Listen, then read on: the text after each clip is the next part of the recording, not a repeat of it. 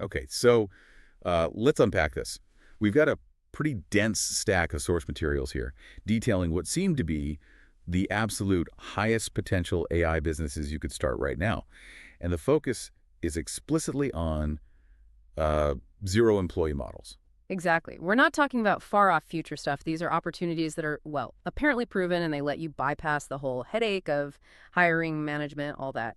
It's about using automation to solve some really big problems for businesses. That feels like the critical distinction, yeah. Yeah. So this deep dive isn't just like a list of cool ideas. Not at all. It's more of a blueprint. The analysis we've synthesized gives a really concrete framework. They call it a 4-step startup ladder, and it lays out specific financial expectations for 5 different areas. Our job here really is to cut through the noise and give you the shortcut, focusing on what it takes to start, the cost, and, yeah, the income potential. And we should be upfront about that income potential. The sources are suggesting the top tier here could be looking at figures up to $5,000 per day, which is staggering. It is. And these aren't just made-up numbers. These are models apparently generating millions for people right now. But, and this is important, they all lean on this foundational structure. You can't skip it. Right. It sounds like you kind of have to flip the usual startup script. You don't just jump in and build the tech first. Precisely. You need structure, you need proof before you build.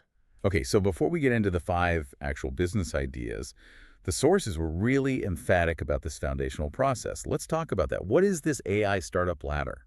Why is it so essential? Well, it's essential because it's designed to basically de-risk the whole launch. It forces you, in a good way, to get paid before you sink a lot of time or money into development. Makes sense.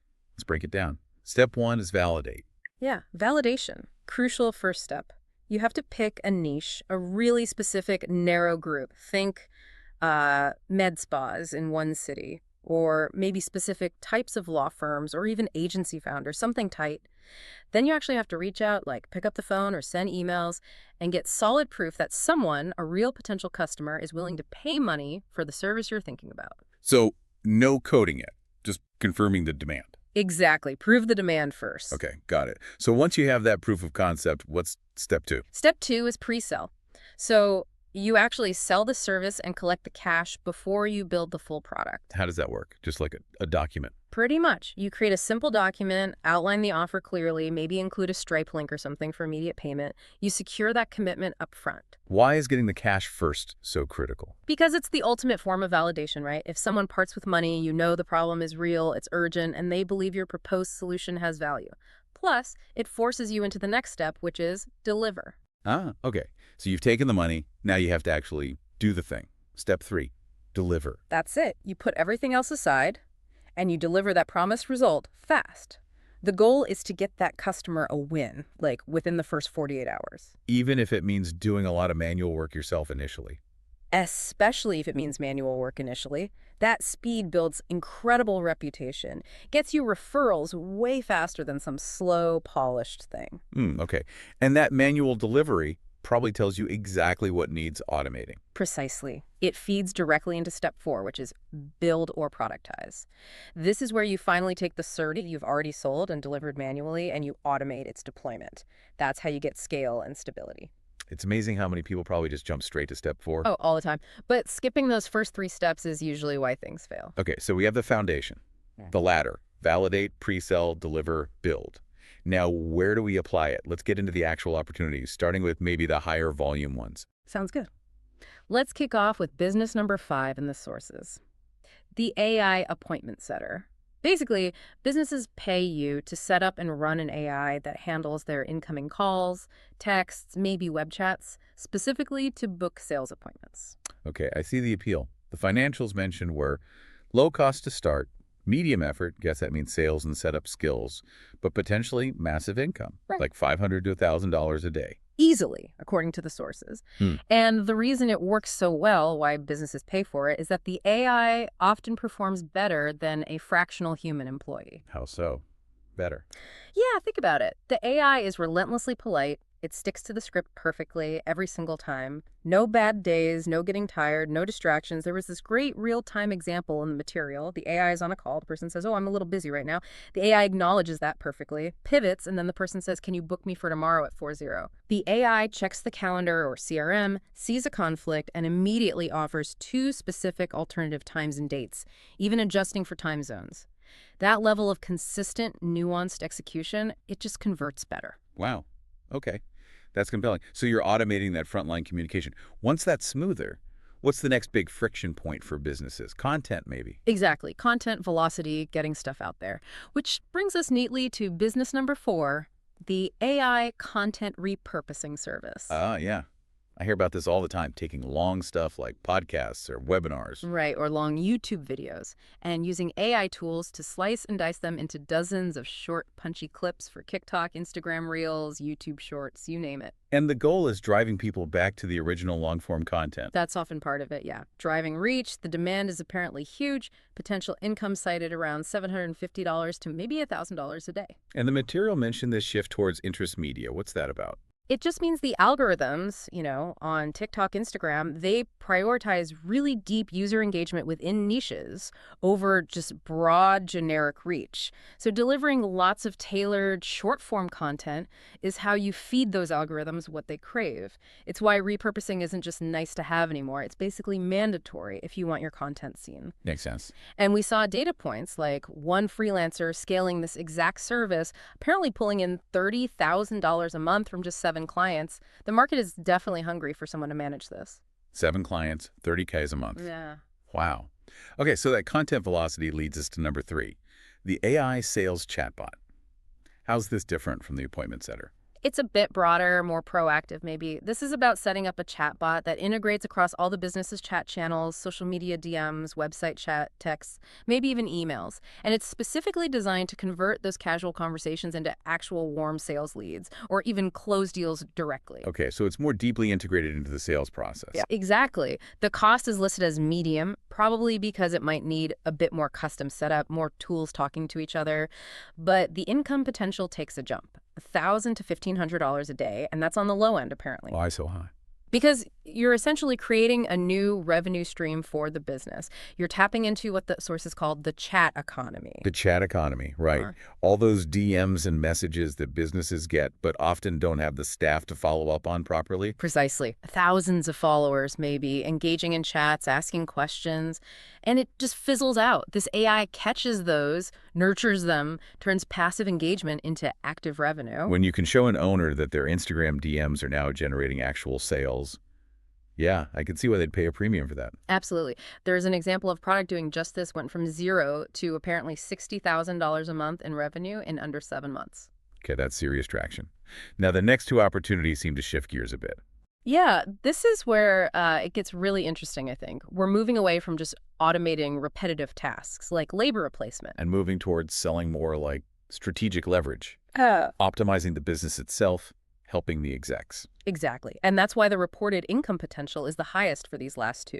You're solving problems that could save or make the business millions, not just automating a 15-hour task. Let's hear it. Opportunity number 2. Opportunity number 2, the AI data cleanup agency. Data cleanup. Sounds kind of boring.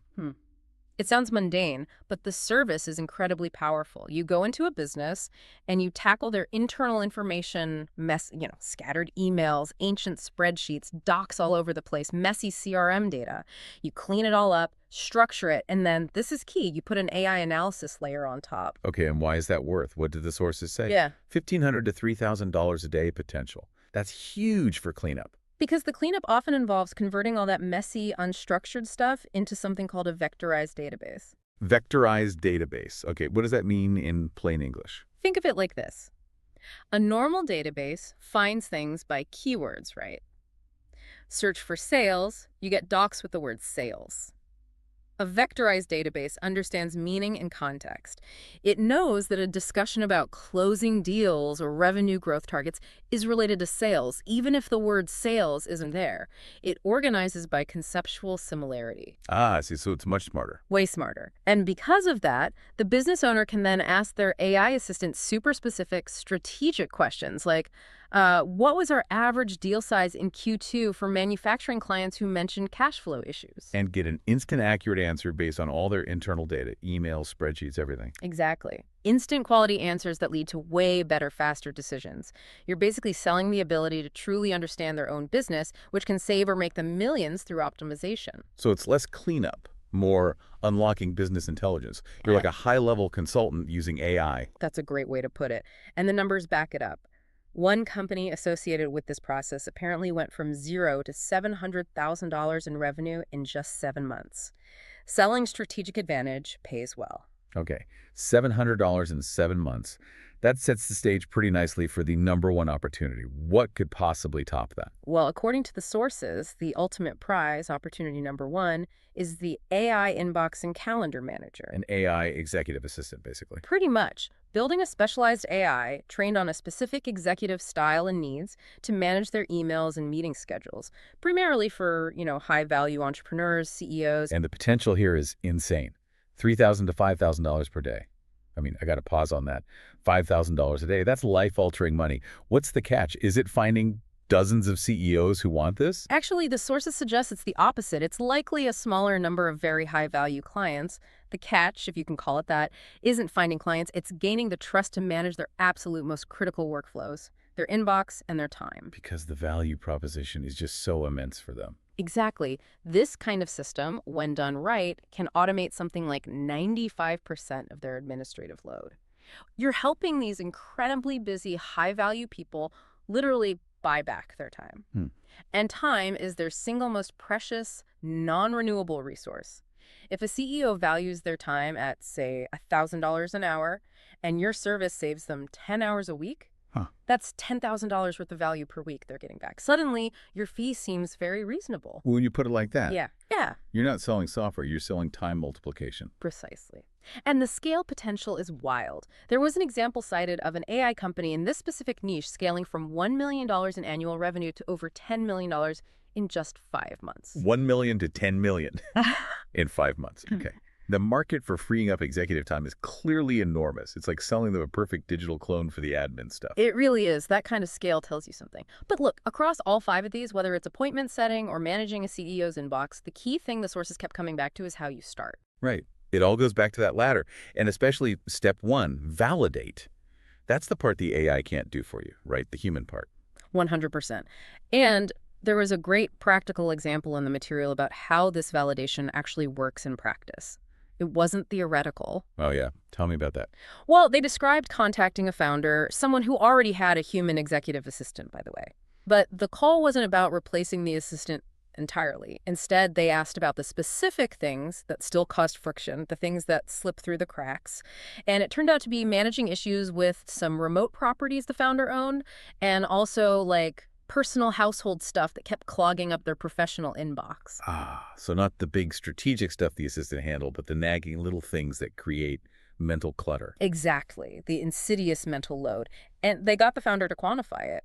They asked, how much time or mental energy does dealing with this stuff cost you each week? And the founder estimated it was easily 5 to 10 hours of just distraction and context switching. Okay, 5 to 10 hours. That's significant. Then they asked, what's the upside? If you got those 5-10 hours back, focused purely on growth, what's that worth? And the founder put a number on it. Minimum $10,000 a week in potential value. Wow. Okay, so that's the quantified pain. $10K a week, potential upside loss to inbox clutter. Bingo. And then, only then, did they pitch the solution. Not some generic AI assistant, but specifically an inbox and calendar manager that would be trained on the founder's existing emails, their way of doing things, their priorities, an AI that would learn to handle those specific friction points just like the founder would without needing their involvement. So the process was find the real specific pain, get the customer to put a value on solving it, and then offer a tailored solution that directly addresses that pain. Couldn't have said it better myself. It shows the real skill here isn't necessarily being an AI coding genius. It's being willing to do that upfront work. Pick up the phone, talk to people, find the pain, validate the idea. That action is what makes the difference. Yeah, separates the dreamers from the earners, as they say. Absolutely. So look, we've covered 5 pretty massive opportunities here, all AI powered, ranging from automating calls to basically becoming a strategic partner for data analysis or time management, but they all hinge on following that four-step ladder: validate, pre-sell, deliver, build. If you're listening and feeling maybe a bit overwhelmed by the choices, Which is understandable. totally, the core advice from the sources is pretty simple. Pick the one business model that genuinely fascinates you the most, the one you'd be excited to work on, and then commit fully to step one. Go validate it. Because that action, that validation, AI can't do that for you. So wrapping this up, what's the big takeaway for you, the listener? I think the crucial insight here is how AI, when it's applied really well to these specific, often expensive business pain points, especially around time scarcity and information overload, it genuinely feels like magic to the customer. You're not just selling them a tool or software, you're selling the feeling of getting their time back or suddenly understanding their business clearly. And that feeling, that perceived magic, is what commands these really high dollar values we've been talking about. Which leads to kind of a provocative thought, maybe. If AI can now mimic human conversations, sales skills, even executive management styles so convincingly, just based on training data, what actually becomes the most valuable commodity in this whole zero-employee startup world? Is it having unique data to train the AI? Or is it still just that fundamental human element, the courage to pick up the phone, validate the idea, and actually take that first step? That's a great question to ponder. And we definitely want to hear what you think. Let us know in the comments, which of these 5 AI businesses do you believe has the greatest potential for scale over, say, the next year or so? Share your opinions, your suggestions. Yeah, we'd love to hear your thoughts. And if you found this deep dive valuable, if breaking down these sources and models was helpful, please do show your support. You can do that by liking this deep dive, subscribing to the channel if you haven't already, and definitely hit that notification bell so you don't miss the next one. And please share this with anyone else you think might benefit from this distilled knowledge. We really appreciate you tuning in. Thanks, everyone. We'll catch you on the next deep dive.